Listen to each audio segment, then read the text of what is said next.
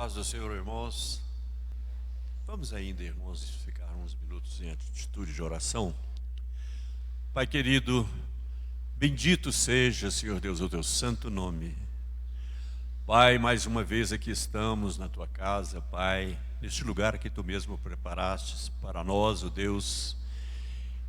E nós queremos mais uma vez dizer, Senhor Deus, que nada mais importa, Senhor, que não louvarmos, glorificarmos o teu nome, bendizermos o teu nome, ó Pai, e cumprirmos, Senhor Deus, a missão que tu tens para nós, Senhor Deus, seja individualmente, seja como igreja, Pai. Nós aqui estamos, ó Pai, para pregar a Cristo como nosso único e suficiente Salvador, ó Pai. Deus amado, nós sabemos que as regiões celestiais, ó Pai, o inimigo, Senhor Deus, os inimigos se encastelam e buscam, Senhor Deus, por todos os meios, prejudicar a obra do Senhor, ó Pai. Nós sabemos, ó Deus, que aqui mesmo neste bairro, aqui mesmo nessa região, existem muitos terreiros, ó Pai, de macumba, terreiros de espiritismo, Senhor, que trabalham, Senhor Deus, com demônios, pagam os demônios, Senhor Deus, para fazerem coisas. Mas, Senhor Deus, em nome de Jesus Cristo, nós quebramos toda a obra de demônios, Senhor Deus, desse bairro, em nome de Jesus. Pai, em nome de Jesus Cristo, Senhor Deus, nós ordenamos aos demônios que têm atuado em todos os terreiros aqui dessa região, todos os terreiros de espiritismo, Pai, nós ordenamos a eles agora que partam em direção ao poço do abismo e ali entre, em nome de Jesus nós estamos ordenando. Pai, libera, Senhor Deus, toda essa região. Nós queremos, Senhor Deus, que aqui somente o teu Espírito, somente a tua vontade se realize e se faça, Pai. Toda obra, Senhor Deus, de macumbaria, Pai Santo, tudo aquilo que foi pago aos demônios, ó Pai, nós quebramos agora, Senhor, em nome de Jesus. Bendito seja o teu nome, ó Pai. Nós te agradecemos, ó Pai, porque somos teus filhos, ó Pai, porque cremos em Jesus Cristo. Cremos que Jesus é o teu Filho, ó Pai. Cremos que Ele morreu e ressuscitou. Está, Senhor Deus, sentado à tua mão direita, Pai, de onde há de vir para julgar os vivos e os mortos. Louvado e glorificado seja o teu nome, ó Deus. Senhor, nós te agradecemos, seu Pai, porque estamos juntos aqui neste lugar, ó Pai Santo. E é como igreja que nós oramos, é como igreja, Senhor Deus, que nós repreendemos todo espírito contrário a essa obra, todo espírito contrário à pregação do teu evangelho, Senhor Deus, em nome de Jesus. E te pedimos, ó Pai, a cobertura do sangue de Jesus para nós e para todos os nossos familiares, ó Pai, para todos aqueles que estão conosco, ó Pai. Bendito seja o teu santo nome, Senhor. Louvado seja o teu santo nome, ó Pai. Que de modo algum, Senhor Deus, nós sejamos covardes, de modo algum nós tenhamos medo, ó Pai, mas estamos aqui, ó Pai, em nome do Senhor Jesus, e os nossos pés estão aqui tocando este chão, e aqui nós queremos permanecer, se for a tua vontade, ó Pai, para que a obra se faça, Pai Santo, independente de dificuldades ou não. Louvado e glorificado seja o teu nome. E agora, Jesus amado, eu te peço, Senhor, que tu tomes o teu lugar nesse púlpito e fales ao nosso coração, Pai Santo. Tu nos conheces, ó Deus, tu sabes o dia a dia da nossa vida. Você sabe, Senhor Deus, o que se passa em nosso coração, em nossa mente. E nós queremos, Senhor, te pedir que o fogo purificador do teu Espírito queime em nós, Senhor Deus, tudo aquilo que não te agrada. Agrada, Senhor Deus, e nós possamos te servir com alegria, na paz do Senhor, ó Deus. Em nome de Jesus é que nós oramos, Pai Santo. Amém, Pai. Louvado seja Deus. Irmãos, eu gostaria que os irmãos abrissem as suas Bíblias no capítulo 13 do Evangelho de Lucas. Nós vamos ler do verso 6 até o verso 9. Então Jesus proferiu a seguinte parábola. Certo homem tinha uma figueira plantada na sua vinha e, vindo procurar fruto nela, não achou. Pelo que disse ao viticultor: há 3 anos venho procurar fruto nesta figueira e não acho. pode cortá-la, para que está ela ainda ocupando inutilmente a terra? Ele, porém, respondeu: Senhor, deixa ainda este ano, até que eu escave ao redor dela e lhe ponha estrume. Se vier a dar fruto, bem está, se não, mandarás cortá-la. Deus amado, nós te bendizemos, Senhor Deus, e te agradecemos por essa palavra. E queremos, ó Pai, te pedir, pelos dons do Teu Espírito, ó Deus, que Tu nos faças compreender, Senhor Deus, tudo o que aqui se contém e que é da Tua vontade, que esteja em nosso coração. Bendito seja o Teu nome, meu Pai, em nome de Jesus. Amém.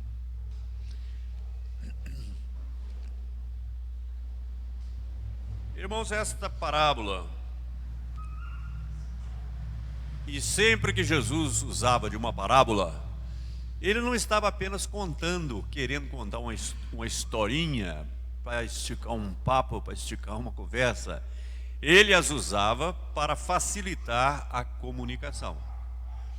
Nós sabemos que um processo de comunicação não depende tanto do comunicador, mas depende muitas vezes mais daquele para quem se quer comunicar alguma coisa. Na verdade, se uma pessoa não estiver preparada para entender um assunto, ou se não entender de um assunto, não adianta a gente querer explicar para ele um fato, querer fazer com que ele compreenda alguma coisa, porque vai lhe faltar os elementos mínimos para que entenda aquilo que está sendo falado.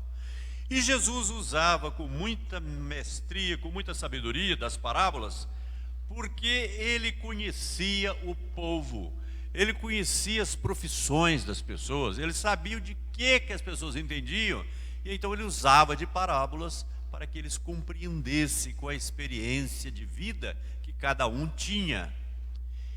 E nesse caso aqui, a maioria talvez do povo daquela época, eram os que não eram pescadores, eles eram vinhateiros ou eram plantadores de alguma dessas coisas que aqui estão mencionadas.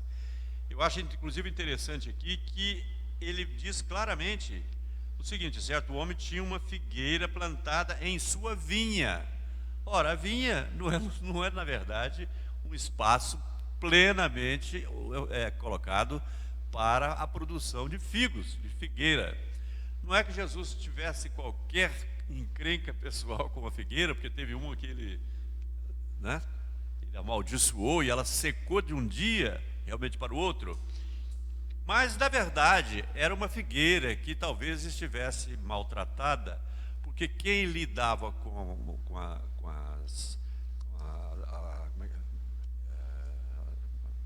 produz uva, como é que chama? As vinhas, não é? Ele tinha naturalmente todo um trato, todo um manejo ali, principalmente seria certamente que voltado para as parreiras, ou que outro nome tenha aí, e a figueira talvez tivesse ficado um pouquinho de lado. Mas à primeira vista, o que foi colocado aqui foi um pensamento com relação à figueira, de que ela é que estava errada, e ela não estava dando fruto, e ela tinha sido preparada, criada por Deus para dar fruto, e ele tinha 3 anos já que procurava fruto ali, e nela não oferecia fruto para ele. Mas a ordem que ele deu de mandar tirar, acabar com ela, foi de encontro à expectativa do vinhateiro, né? Eu estou usando vinhateiro aqui no lugar de viticultor. Mas esse homem teve a ideia de falar: não vamos fazer isso agora não, vamos botar aí um esterco, vamos dar um trato, vamos fazer uma poda e vamos ver o que pode ser feito. E certamente que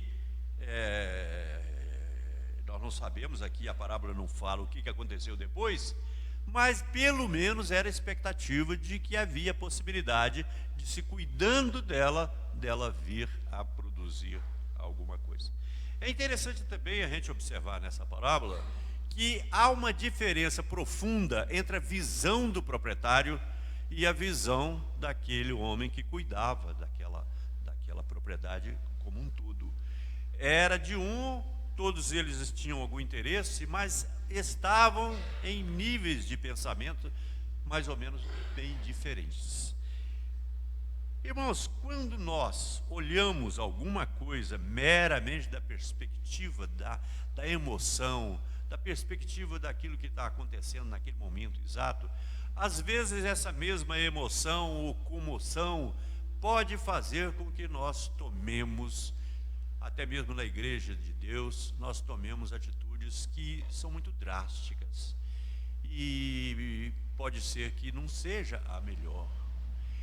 E aqui nós temos o exemplo de que não se deve fazer algo drástico, como foi lá e cortou a árvore. É drástico, ela não vai possivelmente brotar novamente. E não havia interesse, talvez ele fosse até pôr fogo lá naquilo ali, porque ele queria espaço para plantar naturalmente outras árvores que produzissem uvas, porque esse era o foco daquela propriedade. Irmãos, lendo essa parábola e procurando pensar a respeito da nossa postura dentro da obra do Senhor, nós podemos, às vezes, fazer igual João, porque uma determinada aldeia não quis acatar, não quis dar guarida a eles e a Jesus, ele veio, naturalmente, que sendo esse nome, né, eles tinham o nome de Boanerges, que significa voz do trovão. João devia ter um potencial de voz muito grande, ele era muito impetuoso. E João já propôs a Jesus, se Jesus queria que eles clamassem e pedissem fogo do céu para destruir aquele lugar, não é? Mas Jesus falou, não é isso, né? Não é para isso. Não é para isso que você é meu filho, não é para isso que... eles agiram assim, deixa, não é? É outra questão, Deus sempre tem uma providência com relação a isso. Mas, irmãos, eu quero crer também que nós, muitas vezes, somos muito como João, nós somos, às vezes, impetuosos, e, às vezes, nós buscamos atitudes drásticas para qualquer tipo de problema que, às vezes... aparece em nossa vida. E esse exemplo aqui desse homem, apesar de que o dono queria que fizesse de uma determinada forma, há aqui entre o povo mineiro maneira de pensar que uns às vezes dizem o seguinte, que a gente deve amarrar o burro de acordo com a vontade do dono. É muito comum que a gente faça isso, às vezes até na interpretação que nós fazemos do que seja a vontade do dono, a vontade do pai. Às vezes nós pensamos, mas Deus podia fazer isso. Ou então, eu conheço até hoje uma mulher, ela é uma serva de Deus maravilhosa, hoje ela tem problemas de saúde seríssimos, e o problema maior que aquela mulher enfrentou a vida toda foi o marido, um homem terrível. E eu às vezes ficava pensando, por que esse homem não converte? Com uma esposa dessa, com tanta gente que ora. Mas eu fiquei pensando, isso há muitos anos atrás, eu fiquei pensando, mas será que não existe nisso tudo uma quantidade enorme de oração contrária? O que seria, irmãos, uma oração contrária? É aquele sentimento, às vezes, que a gente traz dentro de nós, já de estar querendo que alguma coisa má, drástica, aconteça como sendo solução para alguma coisa que nós visualizamos como sendo um problema terrível, um problema tremendo. Eu fico pensando o seguinte, quanta gente talvez, amigos da irmã, talvez lá no fundo do coração não desejasse a morte desse xará seu, viu, João? Um homem terrível, não levaria meia hora aqui só falando as coisas horríveis que esse homem fazia com essa irmã. Bom, nós às vezes não entendemos, ou se não entendemos, pelo menos o que eu quero salientar é o seguinte, o que eu quero enfatizar é a divergência entre o pensamento do dono, do burro, né, e de quem tinha que amarrar o burro. A ordem foi clara: arranca isso daí, eu não quero saber desse trem mais. Não tem 3 anos já que eu venho aqui procurar um figo e não achei. Então essa árvore é que não presta. Irmãos, às vezes não é a árvore que não presta. O pastor Paulo certamente que tem muita árvore frutífera lá no sítio dele, e ele sabe que às vezes uma planta, uma árvore, um arbusto não produz, porque há algum problema.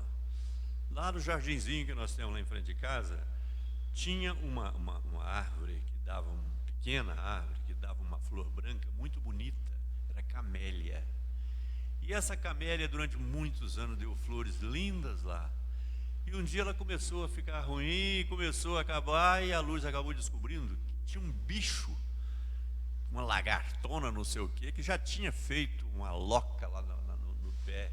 Aí que se tirou aquilo, mas não adiantou. Naquele caso, a árvore já tinha morrido. Mas houve uma causa. Ela não descumpriu a ordem, não é?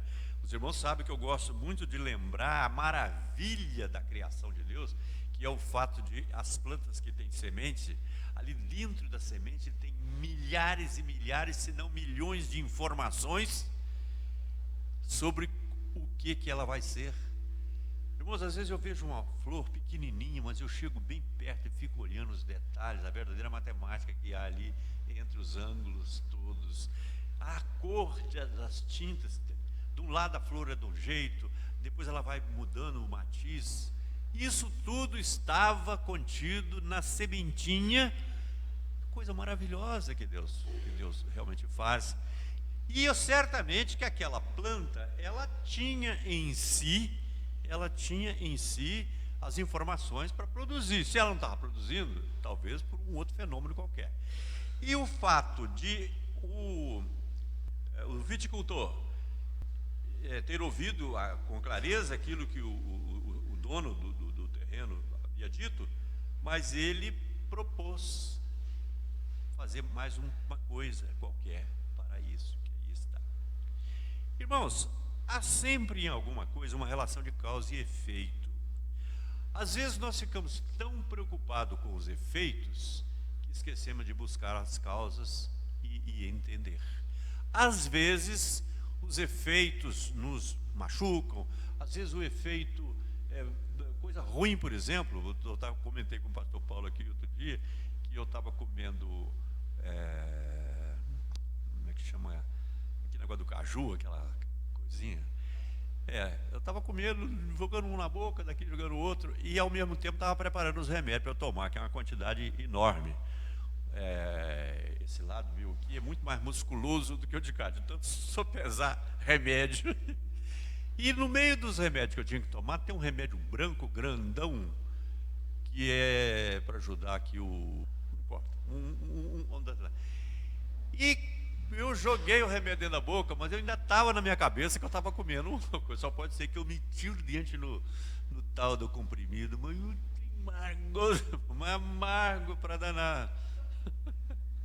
Às vezes a gente está tão envolvido com uma realidade, com uma coisa, que a gente não percebe certas particularidades. Aquele homem, quando mandou cortar, é porque ele não quis nem pensar mais nada, nem imaginar. Mas o outro, cuidadosamente, amorosamente, falou: não, vamos fazer alguma coisa aqui, que talvez isso venha trazer a solução para esse tipo de problema. Irmãos, o Senhor estava falando isso para os discípulos. Isso era ensino. E eu acho que vale a pena a gente pensar um pouquinho no que Jesus ensinou para eles e que seria também ensinamento para nós. Não apenas na nossa vida, da perspectiva individual, das nossas ações e das nossas reações, mas com relação às situações da nossa família, do nosso trabalho, às situações aqui da igreja. Eu quando li isso aqui, irmãos, eu confesso que eu fiquei pensando o seguinte: será que eu não estou pensando aqui com relação à nossa igreja? Será que eu não estou pensando aqui igual o dono, como se eu fosse o dono, né? E achar que não vai dar fruto? Tem 3 anos, tem meses, né? Que a gente está procurando fruto, o fruto não vem. Irmãos, nós corremos um risco. Eu acho que qualquer comunidade corre esse risco. A gente tem sabido de igrejas que durante 3, 4 anos não produziram frutos. Mas certamente que alguém se empenhou. Certamente que alguém se empenhou em dar um pouco mais de si, se envolver com aquela realidade, para que aquilo que ela trazia, aquelas informações de como é que ela deveria proceder, viessem a aflorar, viessem a realidade.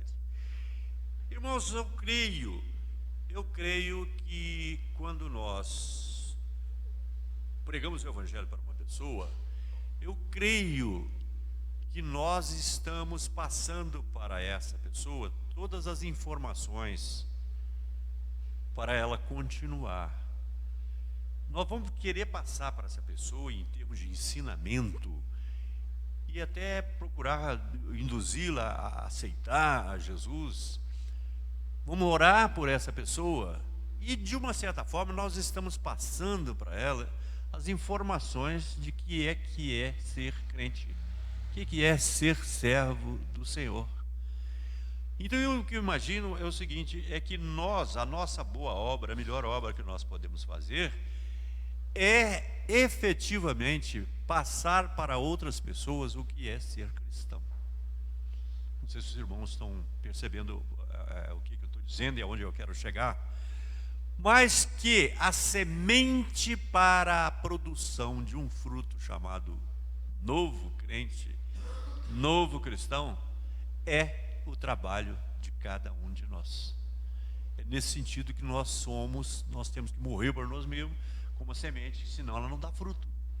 Então, irmãos, quando nós estivermos pensando muito no nosso próprio interesse, e aqui o dono da vinha, ele estava interessado, era um interesse muito imediatista. Ele queria comer, estava com saudade de comer um figo. A única figueira que tinha, talvez, ali por perto, era aquela, e já pela terceira vez ele foi lá e não achou. Então, o que é, às vezes, para nós, uma atitude imediatista? Irmãos, uma atitude imediatista para nós é nós desistirmos. Imagine que nós temos um parente, um irmão, que nós temos um amigo, um colega de trabalho, e nós falamos com essa pessoa durante muito tempo, nós estamos passando as informações para ela, de como se tornar um cristão. Nós queremos que, a partir do que nós falamos, do exemplo que nós damos, que ela comece a se moldar, e que ela se converta, e venha a ser realmente frutífera. Irmãos, às vezes nós chegamos à conclusão que aquela pessoa não tem jeito não. Eu tenho algumas pessoas que eu já preguei, tem um concunhado, esse homem eu já preguei o Evangelho demais, mas de uns anos para cá não tem mais como falar mais o quê? A vida se tornou diferente, né? E outro dia eu ainda comentei com ele essa semana, durante anos, era um moço que era meu mecânico, quer dizer, ele tinha lá o serviço dele, a oficinazinha dele, e era lá que eu ia, com toda a confiança, e pregava o Evangelho para esse moço a vida em anos seguidos. Pouco tempo, eu tinha muito tempo que não via, perguntei a uma pessoa, e o Clair? O Clair morreu. Irmãos, infelizmente, não depende de nós transformar a pessoa, e às vezes a pessoa realmente morre sem aceitar o Senhor, sem conhecer o Senhor, e a culpa realmente não é nossa. Mas há outras situações, há outros casos, em que sempre, se nós pensarmos um pouco, vale a pena tentar de novo, vale a pena continuar.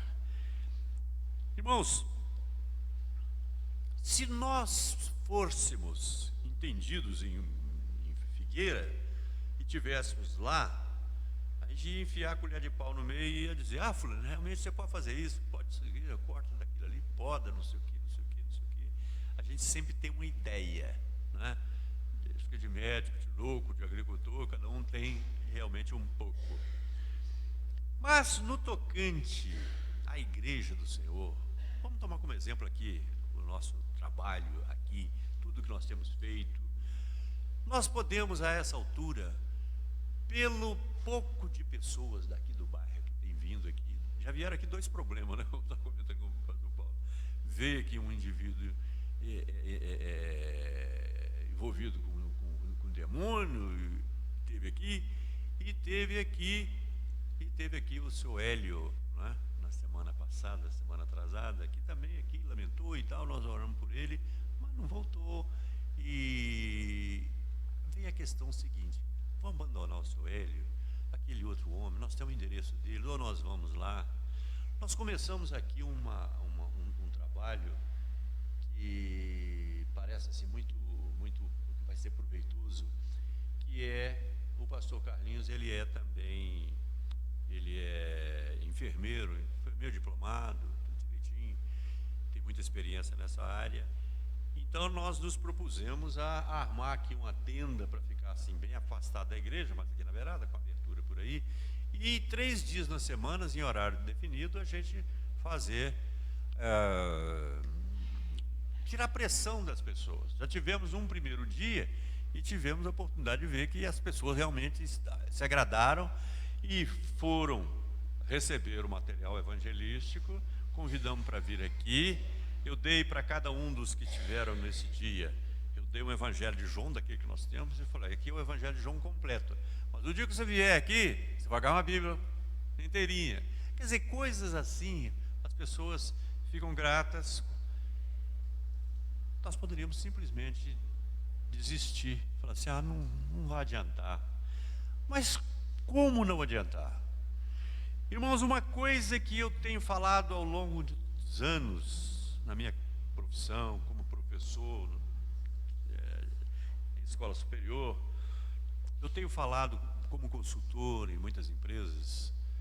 É uma coisa simples, mas é o seguinte: que ideia humana, ideia de uma pessoa que nasce da nossa cabeça, de modo algum deve ser julgado no lixo. É um dos problemas sérios, porque muitas vezes funcionário dentro da empresa tem ideias excelentes, só que ninguém valoriza.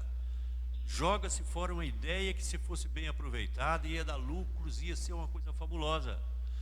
Nós temos aí nesse mundo empresarial ideias que surgem e que simplesmente são abortadas.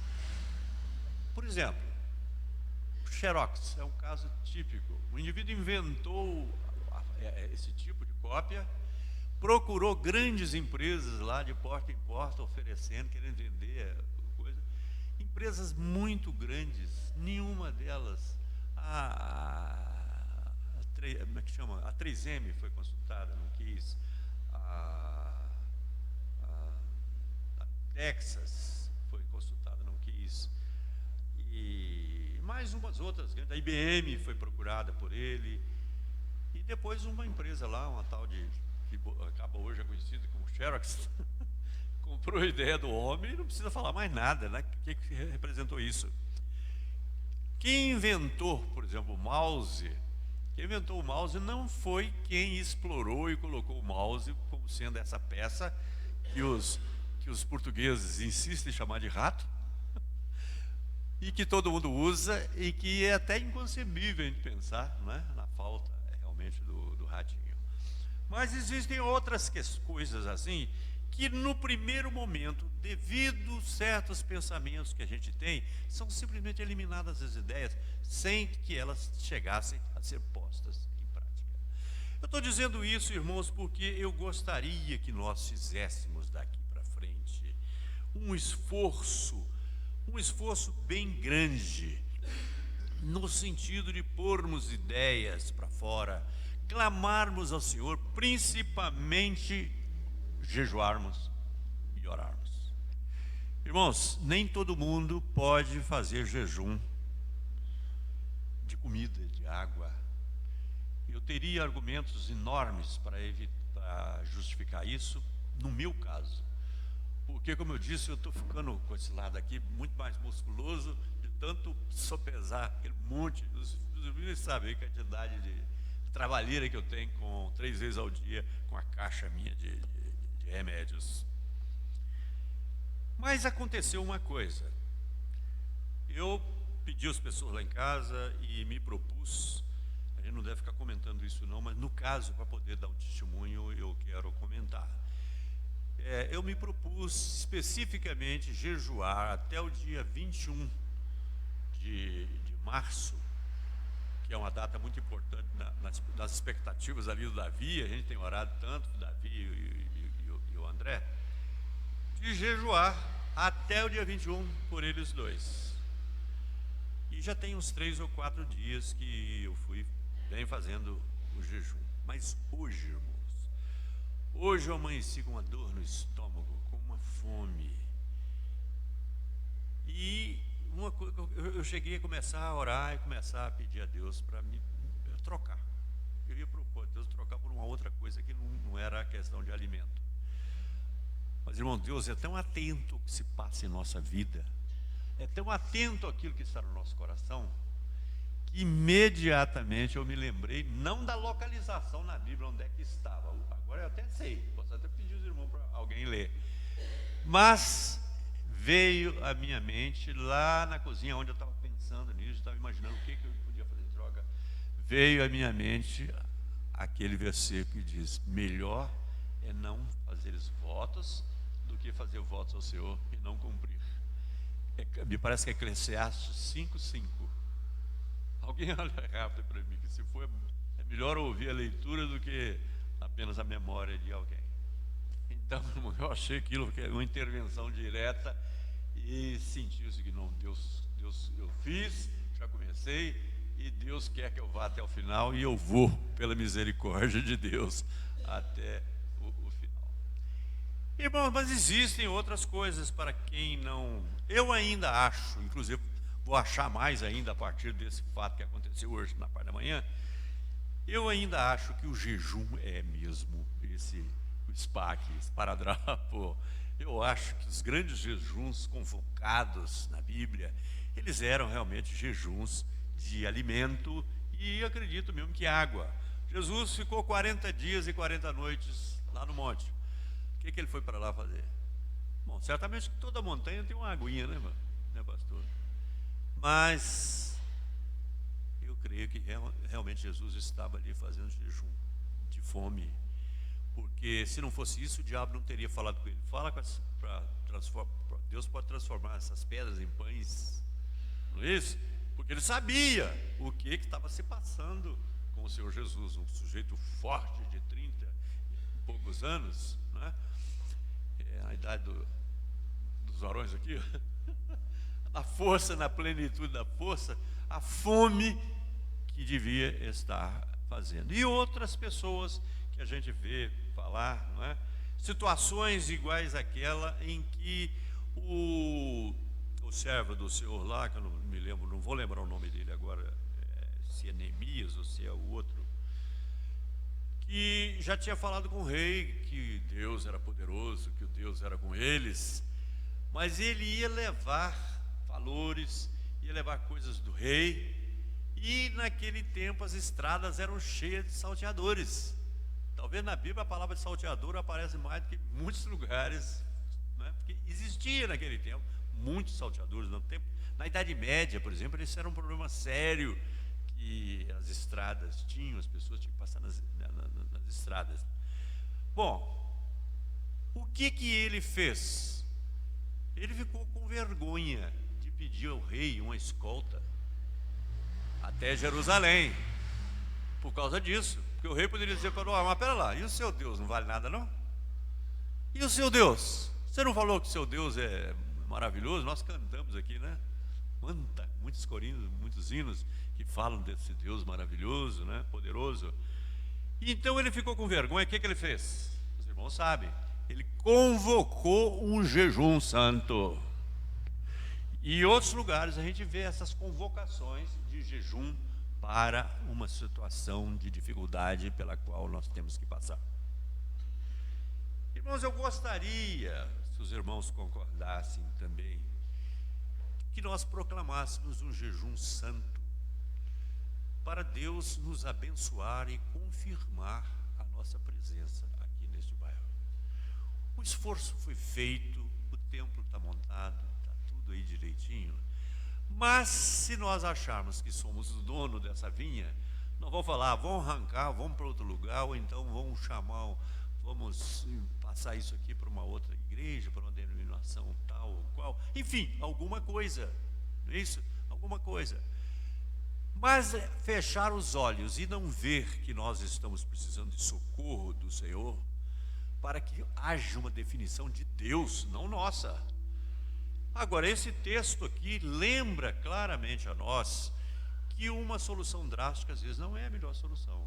E esse homem, talvez ele achasse bonita a planta, ficou com dó de cortar aquela planta. Não importa. O fato é o seguinte, é que ele teve a ideia e colocou e disse, eu vou fazer isso. Ele resolveu que faria alguma coisa. E ele foi talvez tão convincente, tão veemente nessa colocação, que o dono lá concordou com ele. O dono verdadeiro da vinha concordou com ele. Então, irmãos, a nossa atitude em relação à vinha, em relação a essa figueira,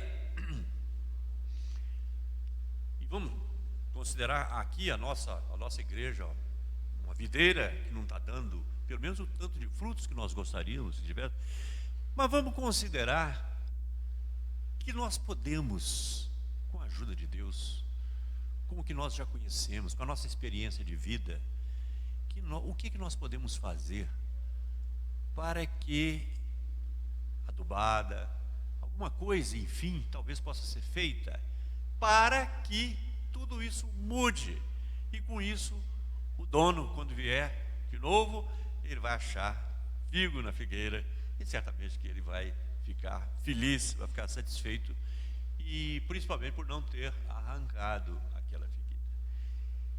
Irmãos, acho que nós temos orações a serem feitas, empenho em oração, mas eu gostaria principalmente de pedir aos irmãos que pensassem e orassem, e aqueles que pudessem se dispusessem a fazer orações.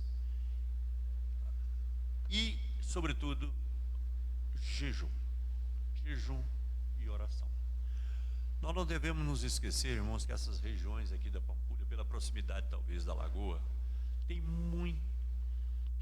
muita macumbaria por aí. Esse povo não gosta da gente. Esse homem mesmo que veio aqui, ele chegou a falar, não sei se estava todo mundo presente, mas ele falou aqui, vocês prejudicam a gente. O crente prejudica, eles sabem, mas eles tentam nos prejudicar também. Então, oração, jejum e oração. Existe aquela casta que Jesus diz, essa casta só sai com jejum e oração. Então não é invenção de pentecostal, isso não, é um fato real. Outra coisa, irmão, de testemunho que eu posso dizer, uma coisa que aconteceu há muitos anos,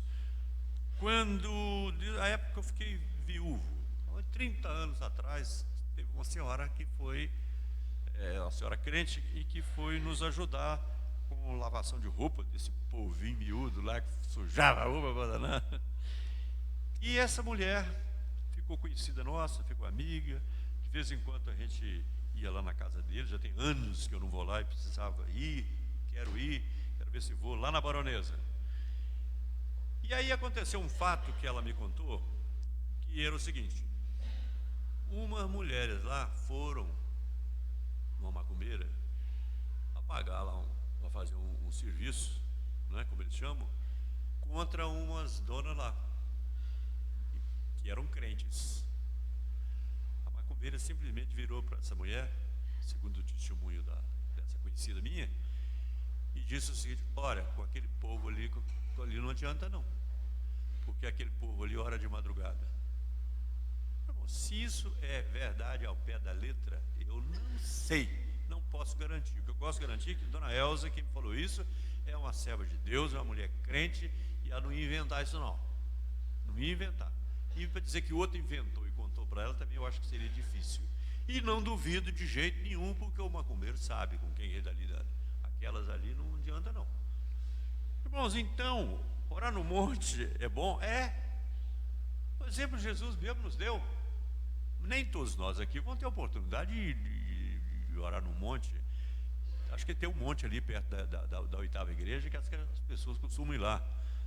Devia ter o povo aí devia ter comprado ali, né? Eu ia orar no monte, mas era lá perto de Sabará. Era uma igrejinha que tinha lá em cima. Então tem algumas dificuldades, essa ou aquela forma da gente agir e atuar. Mas, irmãos, eu já preguei muito falando a respeito de orar de madrugada. E muitas vezes eu falei que tem muito crente doente que levanta de madrugada para ir marcar uma consulta no INSS, no IIS, mas não acredita que uma oração de madrugada, ele não levanta de madrugada para orar. Entendeu?